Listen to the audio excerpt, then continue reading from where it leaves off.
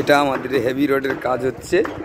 এখন আমাদের বিম বাঁধা কমপ্লিট, প্রায় শেষের দিকে। আমরা একটু পরে আমরা ওটা ডাউন করব, এরপরে আমরা স্ল্যাব বাঁধার কাজ শুরু করব। মোটামুটি রুম বড়, 25 রড। সবাই এখন খেতে যাবে।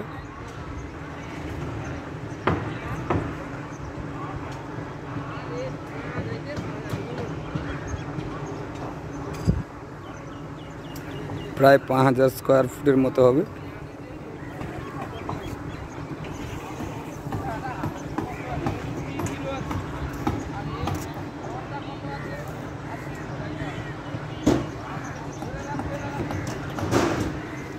আমরা সমুদ্রের কাছেই কাজ করছি, সামনে মন্দির আছে।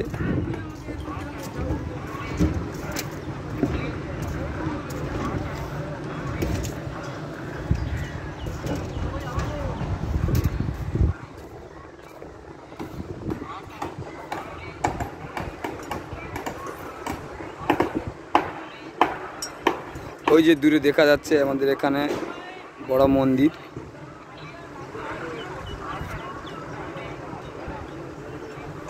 সবাই এখন খেতে যাচ্ছে, খেয়ে দিয়েছে, আমরা বিম ডাউন করব।